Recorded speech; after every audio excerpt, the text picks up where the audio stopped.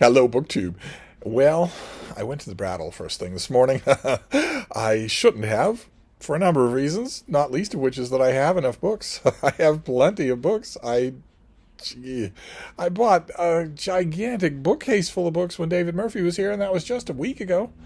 But nevertheless, I went. It was gray and clammy and overcast. I think Boston is in for a few days of rain, maybe even a whole weekend of rain.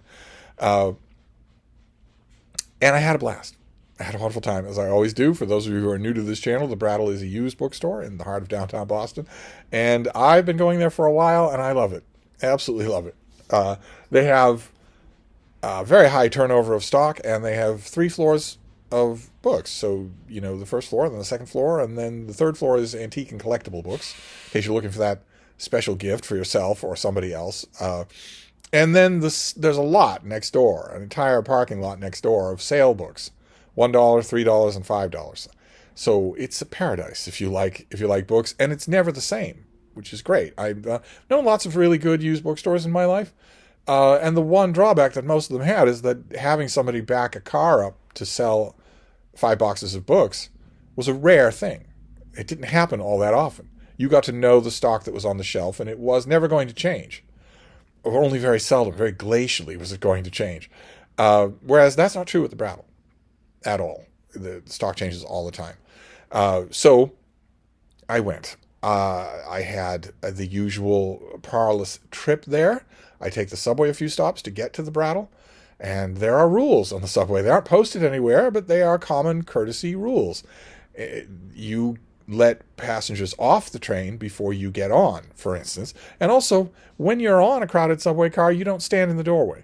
You don't block the doorway. And if you are in the doorway, the common courtesy, it's never observed anymore, but the common courtesy is that when the train pulls into a stop, you step off onto the platform, wait for people to get off, and then get back on. The train's not going to slam its doors and leave without you. You step off, you let the passengers off, and then you get back on. Like I said, nobody does that. Literally nobody does that at all anymore. There are no courteous people in the world anymore. So I have developed a personal strategy for dealing with raging a-holes on the subway, and that personal strategy involves a mulligan. The first time, when I get on the subway first thing, the first time that someone is egregiously rude, I just give it to them. I let them have it. Nod, pretend I didn't see it, and just go on with my day. That's it. That's the mulligan. Nobody else gets a mulligan. Nobody else does at all. So you come onto a crowded subway car, and you've got, your one of those portable music speakers, and you just blast it. No, you don't get to do that. Turn it off. Not all the way down. Turn it off. Or I'll take it from you and destroy it in front of you. If you don't like that, well, I'll put you off at the next stop. Simple as that. You make this the Wild West, you have to obey the Wild West rules. Turn it off and leave it off until at least I get off the train. If your answer to that is no, there's no negotiation, there's no talking, there's no looking for anybody with a badge or anything like that, I will take it from you and destroy it. That's what happens. Or if you're, any variation of the kind. But the most normal variation is for someone to get on the subway, a crowded subway car, and plant themselves in the doorway, legs athwart. So not I'm tired, but I defy you to use this door to get off this car at the next stop or any other stop. And that happened today, as it so often does. That happened today. I gave it a mulligan, and then it happened again. And hey baby, how you doing? Who's my little girl? Who's my little baby? Am I getting too angry for you? Do you want to come down here and sit next to me? No. Oh, goodness gracious. Oh, goodness gracious. Oh. All right, now, you just curl up and sit next to me. You don't have to go anywhere or do anything. Just curl up and sit next to me. There we go. So anyway, I have mastered the skill of walking straight at someone, straight into someone. Not charging at them, just walking as if they weren't there. Try it yourself. It's really hard to do. You have to train yourself to be able to do it. But I've mastered that skill. And as far as I'm concerned, if you are intentionally blocking the door of a crowded subway car, you're not there. You don't deserve an excuse me. You don't deserve a pardon me. You don't certainly are not going to get me to sidle around you or go to a different door. No, I'm going to pretend you're not there. I'm just going to walk into you. I can't feel the impact. And I'm bigger than you are. And I'm a lot angrier than you are. So it's up to you whether or not you want to do that. So that was the negative part. And of course, the positive part was that I got to the area of the Brattle right at dog walking hour. So I met a whole bunch of dogs, which was a lot of fun. And then I got to the shop and browsed. And I had good hunting. I got a pile of books. So I want to show them to you. I will give a little, I'll do a separate video for those of you I know curious about whether or not how the bag is faring. I have a new shoulder bag, and it fared well, but I have thoughts on the subject. It's worth a video on its own for Bag Tuesday, maybe. So let's look at the mass market paperbacks first. I got a bunch of them, starting with this battered old thing. Oh my God. It's the spine has been broken on this thing, and not longitudinally. It's been broken laterally. I was in a skiing accident of some kind, but I couldn't leave it behind. I felt so sorry for it, and it was $1. And this is John Markran. And this is his book, Right You Are, Mr. Moto. Look at that. Look at that cover. I couldn't leave that behind. This is never going to live. It's not going to survive my reading of it. But look what happened to the spine. The spine is broken that way instead of this way. And this is about an intrepid investigator named Mr. Moto. And Mr. Moto became a hit for John Markran. He wrote the late George Apley and a few other so-called serious novels. But this series really did it for him. It was popular. And this book, I actually have. I don't feel sorry for me, Argentina. I don't feel sorry for me because this is the shape of this book. I got this because of its shape, and because of its great title. I have this as a hardcover under the title that Markran originally gave it, which was Stopover Tokyo, with a beautiful dust jacket, a beautiful cover. And I love it. I love the Mr. Moto books. I actually grabbed this not only because I thought I'll give you a home, I'll give you a home and read you, but also because I was kind of hoping there'd be other Mr. Moto books there. I didn't see any. So I got this. It's not going to survive at all. It's just in a horrible condition. Then these next few books I got for June on the Range. I believe this will be my last opportunity to stock up on Westerns for June on the Range. That is Michael K. Vaughan's event coming up in June where we read Westerns throughout the whole month. I got a few of those, including an anthology. I have now a few anthologies of Westerns, which is great because they'll introduce me to authors that I don't know otherwise. This is an old thing, Bar 40 Roundup of Best Western Stories. That terrific cover there. I almost want to say that cover is, well, I don't have any idea. I don't know what's going on there. But who do we have here? This has 12 stories in it. This is from 1955, but it did get a reprint. So we have John Prescott, James Warner Bella, Bennett Foster, Dorothy Johnson, a woman, what on earth? Steve Frazee, Norman Fox, Lester Dent, Jack Schaefer, the author of Shane, Ernest Haycock, A.B. Guthrie, R.W. Krebs, and William Heumann. Some of those names I don't know, so... terrific. It's not long at all, but the little Western short stories will give me a good clue as to who I might like to read more of. Then I found this battered old thing. This is also in crappy shape. This is by Peter Dawson, and it's called Gunsmoke Graze. No, I don't think he's been grazed. I think he's been well and truly shot. And this has a map back on it. A map of locations in here. I'm assuming that this is all just one novel. What do we got here? Peter Dawson is the author of Trail Boss, The Crimson Horseshoe, Stage Line Feud, and a whole bunch of others. And it's called 3 Blazing Days on the Mesa Grande. But this looks like just one novel. So I guess the map back is just of the main locations of the novel. And then I found this thing. This is by the aforementioned Jack Schaefer, the author of Shane, one of the greatest Western novels ever written. This is his book, The Canyon, which I don't think I've ever read. I've read Shane a couple of times. His name is Little Bear. He has been without food or water for 4 days. He lies at the base of the steep basalt cliff from which he fell. He has no weapon but a steel knife, and his leg is broken. He is alone in the canyon. No one will come to find him. Whether he gets out alive depends solely on himself, upon his endurance under pain, his cunning in finding food, his stubborn will to survive. Yeah, he would die. He would die.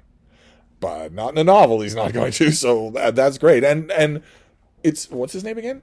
Little Bear. So a lot of you will know Laughing Boy by Lafarge, which is one of the comparatively rare Western novels told from the point of view of a Native American. This is going to be another, I guess. And then this last one, full-size paperback. This is by John Callahan, and it is Texas Fury. The savage raiders had struck with cunning swiftness. They were already miles into the wilderness when Jeff's cattle were ready to trade them for guns and whiskey. They've stolen Jeff's cattle. And once a cattleman lost his herd to the Comancheros, it was gone for good. But Jeff Dunnigan was a stubborn man and a Texan. He was going to get back his herd no matter what the odds and men and guns against him. Okay, so more Westerns for June on the Range. Then this next block of mass market paperbacks, they were all $1. There's all $1. So I got them because when the books at the Brattle are $1, you can take a gamble on something. You can try something that you have no idea whether you like it or not. Whereas at for instance, some of the places that David and I went to when he was here, you couldn't really do that. If something's $1, you can take a chance. If something that you don't know anything about is $5.50, $6.75, you're not going to take as many chances like that. I took one in one used bookstore that we found in Manchester by the Sea. I took one gamble like that. But here I was able to take a whole pile of gambles, all on the same person. The author is Nicholas Freeling. And these are his Van der Valk mysteries. They're set in Amsterdam, starring an inspector named Van der Valk, who is pictured here. That's a real person, so I'm assuming this was adapted for TV at some point. But these are green. These are these penguin green ovals there. Slim little things of police detective novels, I guess. I've been racking my brains. I honestly don't think I've ever read Nicholas Freeling. Unless, now that I think about it, is there a Van der Valk novel called Guns Over Butter? Something like that. Are you going to list his books for me? Guns Before Butter. I think I might have read that. Not bringing back memories at all, but I think I might have read Guns Before Butter. I don't think it's one that I got today. I got a bunch of Van der Valk stuff, all in this uniform design here. So, Criminal Conversation. We got this thing, Sing Boom, with this old Cambridge Mart sticker on it. Some of them had this. If I remember correctly, these stickers do not come off, but I'll give it a try. And you can see, these are all kind of a uniform design. There's only one that isn't. This one, A Long Silence. It doesn't have this same look to it. It doesn't have the inset box up at the top there. But I got it anyway. And then all the rest of them do. All the rest of them look like that. Strike out where not applicable. With all these great photographs of Amsterdam. There's the Dresden Green, and again with the Cambridge Mart sticker on there. I'll have to do something about that. I have Double Barrel. They're worth a gamble. I mean, especially since I held up one of them. I was thinking, well, what if you end up liking them? What if you buy one of these just as a sample and you end up really liking it? Well, then all the others are still at the shop, so you should get a lot of them in case you like them. Then there's this thing. This is the only one of his that I actually know by name. I think this won an award. It's The King of the Rainy Country. Again, with this guy up there. I'm assuming that's from a show of some kind. Maybe these were all issued in conjunction with the show. And then finally, Because of the Cats. So I got all these Nicholas Blake novels. I don't have any ebooks of Van der Valk novels, and I don't have any physical books. So now I do. And then we'll move on. I found this thing. I love this author. The author is Sally Carragher. She wrote Natural History, and this is her book, Our Icebound Summer, with illustrations by Henry Bugby Keene that are all throughout here. They are sometimes minimal, but sometimes actually very good. Just wonderful. Look at that. Just lovely. And they look at that. There's just wonderful. They run all throughout here. Honestly, I want all of Sally Carragher in hardcover with dust jackets, and I have only a couple. I have some trade paperbacks. I have some mass market paperbacks. So this is an author where, when it's a circumstance like that where I want all of them in mass market and in hardcovers with dust jackets, I don't usually remember exactly which ones I have and which ones I don't. So I grab whatever I see. I think I might have a copy of this, but that's all right. I'll gladly have a double. Then I found a gem. I haven't read this in 50 years. I'm so happy to find this. This is Marion Cannon Schlesinger, who is Arthur Schlender's wife for a million years, and she lived for a million years. She went on. She might still be alive, for all I know. The one and only time that I met her, she was ancient, just ancient. You could see the blood pumping in her one remaining vein. But she wrote a great book called Snatched from Oblivion, which is her memoir of growing up in Cambridge, Massachusetts, right across the river from Boston. And this is that memoir, and it is. It's got the illustrations that are all throughout it. It's got all sorts of stuff in it that someone, the previous owner of this book, must have put all these things in here.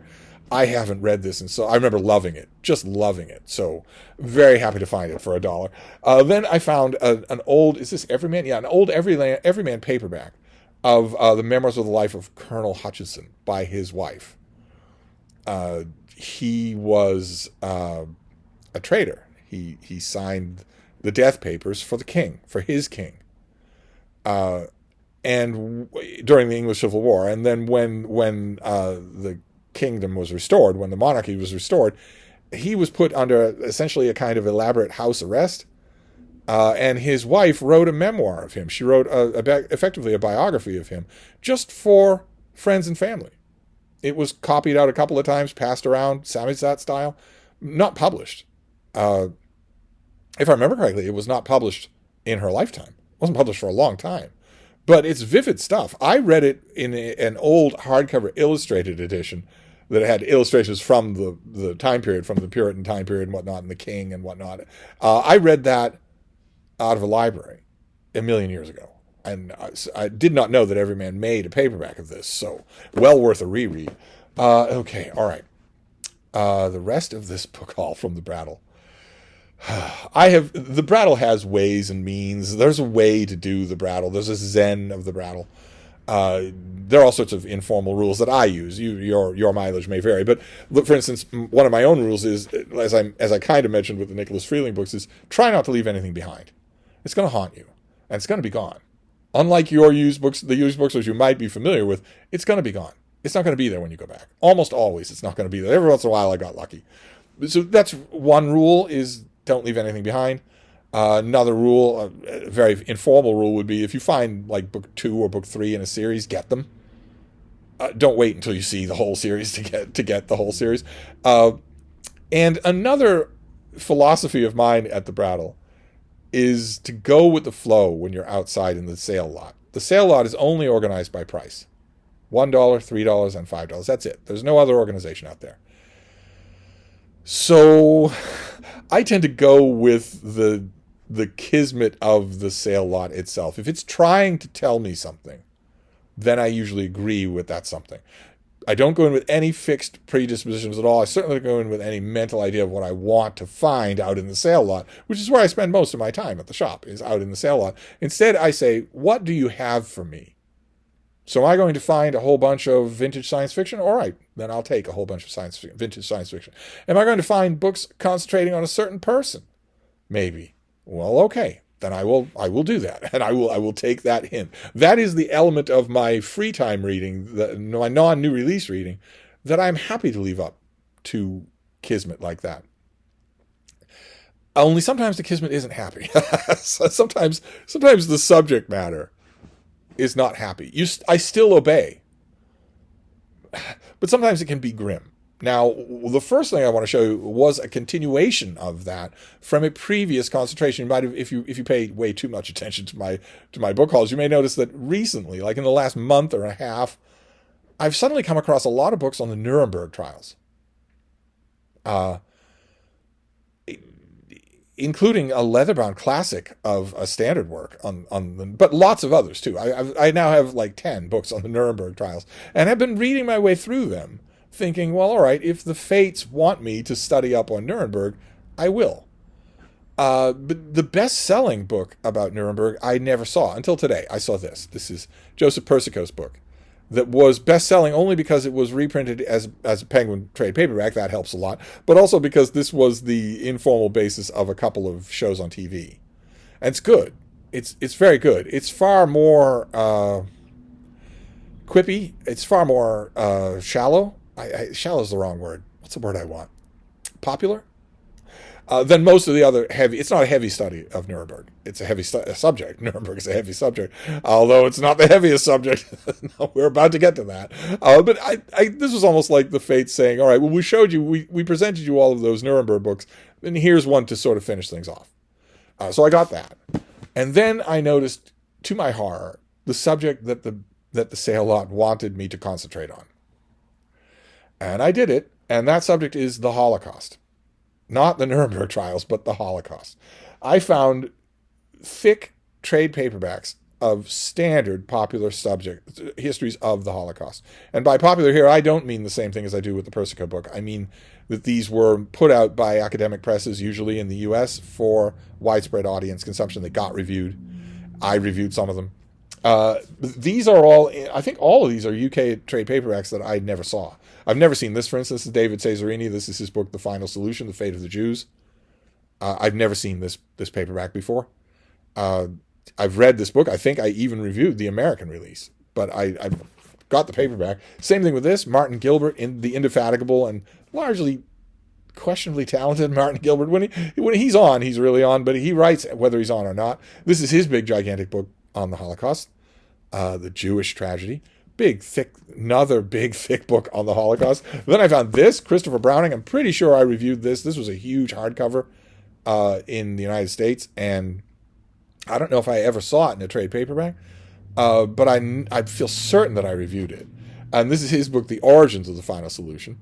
Only this is a UK trade paperback of it, and the hardcover, the American hardcover of this book was there at the Brattle, out in the sale lot for like $5. And I saw it, I actually held it in my hand, and I thought, do you already have this? And I thought, no, you don't already have it. So you might as well, pluck it off the shelf and carry it around with you until you finish browsing in the lot. And then I saw this. This will be just fine. I'm not going to read this to the extent that I would need a heavy-duty hardcover. So I put the hardcover back and just got this instead. And then this huge thing, The Holocaust and History. This is an anthology of comparatively recent. I think this came out in the early aughts. Is that right? When did you come out? 2002. This would have been used as a textbook. There's a little bit of neon yellow highlighting, but the student who did this, most of them mostly left the book alone. I think they had one chapter to read. And this is all aspects. This is the economics involved, the transport involved, the origins, the same thing as Browning, but also the aftermaths. Even essays on, Jewish persecution in non-German territories, in Axis power in non-German territories. What was that like? And also head tallying, head counting. How we know how many people died, and when we knew that. Great big thing that'll it won't be unlike these others. This is not the sort of thing that I would read front to back. I would go at it thematically. And the reason why I honored this, there were plenty of other books in the sale lot that were on the same subject. The reason why I honored this is another one of my unspoken Brattle rules, which is if the Brattle is paying attention to what I do, the book gods are paying attention to what I do, and they must have known that I just finished reading a massive 4-volume new history of the Holocaust. They must, it's, other than, if not that, then this is a wild coincidence, because I just finished that book. And when I finished it, I was all Holocausted out for the moment, but I was also thinking, well, how many books do you have on the subject? You used to have a whole shelf of them. And you don't anymore. I have, I think, 2 now.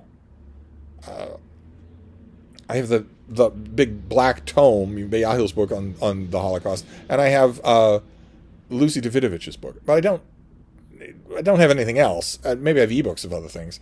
But I finished the 4th volume in that set. I finished the 4th. I haven't crawled through the critical apparatus yet. I will, but I finished the 4th volume in that set. And in addition to thinking, God Almighty, I need a relief. Maybe I need Inspector Vanderwalk. I also thought, well, what other books do you have? And what other books should you have? And I no sooner thought that than all of these showed up at the Brattle. So I guess you could call that a coincidence, but anyway. So I got 4 big books on the Holocaust. 1 modern, a collection, and then 3 narrative histories. The most depressing subject in the world. Then one final fillip on the trials of Nuremberg. Then the memoirs of Colonel Hutchinson. How wonderful to have that at last. I mean, what a weird Brattle thing to find. Snatched from Oblivion. Very happy to have this memoir. Quite delightful, of a vanished Cambridge. Icebound Summer by Sally Gallagher in a hardcover with illustrations by my favorite book illustrator. Then I got a bunch of Nicholas Freeling. Are any of you Vanderwalk fans? Can you maybe refresh my memory? Am I going to like these? I'm on a crime fiction kick. So maybe so. They were $1 a piece. So I'll give it a try. For that I will. And then 4 things for June on the Range. 2 novels. 5 things for June on the Range. 2 novels, an anthology, and then it's 4 things. Yes. It's 4 things. We have 2 novels, Texas Fury and The Canyon, an anthology of short stories, and this thing, this battered old paperback that's never going to go beyond me. And finally, Right You Are, Mr. Moto, which I'm still hoping that I will find neat old mass market paperbacks of all the Mr. Moto books. That would be great. I never see them. I've seen this one twice, once with its original title and once now, but otherwise I never see them. But anyway, that was my Brattle trip. The only detail that's missing here is the update on the bag, because I brought the bag with me. But I had a wonderful time, as always, and I really don't need any more books. But all the factors were in place. My little dog didn't mind me leaving. There's a gigantic amount of rain coming. That always sends me to the Brattle. It was a clear morning. I've mostly got my work docket cleared off, although more work was here waiting for me when I got back from the shop. So it was mostly okay. Also, I had a mission. I had a couple of missions. I had a couple of people saying, well, if you ever see this at the Brattle, please get it for me. And one of them I was able to do right away. I was able to do it immediately this morning. The others, no such luck. But I will be back, of course. But anyway, that's a Brattle book haul for you on the book haul wars as they rage on. I'll wrap this up for now, but I'll be back. Thank you, BookTube.